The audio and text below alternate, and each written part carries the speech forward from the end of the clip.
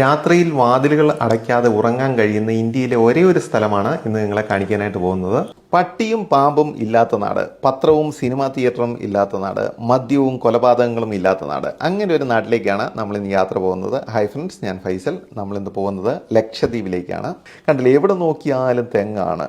ആയിരക്കണക്കിന് പതിനായിരക്കണക്കിന് തെങ്ങുകൾ നിൽക്കുകയാണ്. ലക്ഷദ്വീപിൽ ഏറ്റവും കൂടുതലുള്ളത് തെങ്ങും അതുപോലെ മീനുമാണ്. കടലിൽ ഇഷ്ടം പോലെ മീനുമുണ്ട്, അതുപോലെ കരയ്ക്ക് ഇഷ്ടം പോലെ തെങ്ങുമുണ്ട്. ബാക്കിയുള്ള എല്ലാ സാധനങ്ങളും നമ്മൾ നാട്ടിൽ നിന്നും ഇങ്ങോട്ട് കൊണ്ടുവരണം. ഇതാണ് കടലിൻ്റെ കാഴ്ച. ഇളം നീല നിറത്തിലും കടും നീല നിറത്തിലുമുള്ള കടലാണ്. അതുപോലെ തന്നെ പഞ്ചാര മണലുമാണ്. ഈ കടും നീല നിറത്തിൽ കാണുന്നത് ആഴമുള്ള ഭാഗമാണ്. അതുപോലെ ഇളം നീല നിറത്തിൽ ആഴം കുറഞ്ഞ ഭാഗവും. അതുപോലെ തന്നെ ഇവിടേക്ക് ഇരിക്കാനായിട്ടുള്ള നല്ല രസമാണ്. കാരണം പഞ്ചാര മണലാണ്. നമ്മൾ മാലദ്വീപ്സിലും ബാലിയിലും ഒക്കെ കാണുന്ന അതേ ഒരു ആംബിയൻസ് തന്നെയാണ് ഇവിടെ ലക്ഷദ്വീപിലെ കടലിനുള്ളത്. പിന്നെ ഈ ലക്ഷദ്വീപിനെ കുറിച്ച് പറയുകയാണെങ്കിൽ 36 ദ്വീപുകളുടെ ഒരു കൂട്ടമാണ് ഈ ഒരു ലക്ഷദ്വീപ് എന്ന് പറയുന്നത്. അതിൽ തന്നെ ജനവാസമുള്ളത് 10 ദ്വീപുകളിലാണ്. അതിലൊരു ദ്വീപായ അഗത്തി ദ്വീപിലാണ് നമ്മളിപ്പോൾ ഉള്ളത്.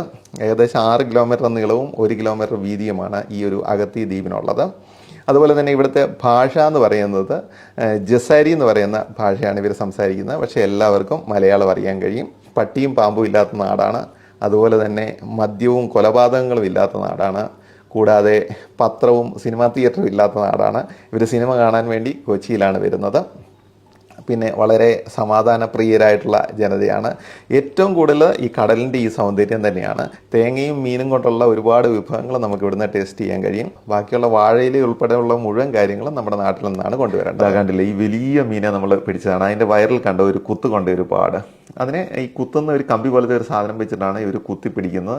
അതുപോലെ കണ്ടോ പച്ച കളറും അങ്ങനെയുള്ള പല പല വെറൈറ്റി ആയിട്ടുള്ള മീനെയാണ് നമ്മൾ കിട്ടിയിരിക്കുന്നത്. അങ്ങനെ നമ്മൾ പിടിച്ചുകൊണ്ട് വന്ന മീനുകളെ വൃത്തിയാക്കിക്കൊണ്ടിരിക്കുന്ന കാഴ്ചയാണ് നിങ്ങൾ കണ്ടുകൊണ്ടിരിക്കുന്നത്.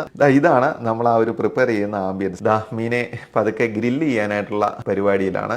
അതുപോലെ നമ്മുടെ ഫിഷ് എല്ലാം ഏകദേശം റെഡി ആയിട്ടുണ്ട്. അതിനുശേഷം നമ്മൾ ഇവിടുത്തെ ടേബിൾ എല്ലാം കൂടിയിട്ട് എല്ലാവരും ഒന്ന് വട്ടത്തിലിരുന്ന് സെറ്റ് ആയതിനു ശേഷമാണ് നമ്മളിത് കഴിക്കാനായിട്ട് തുടങ്ങിയത്.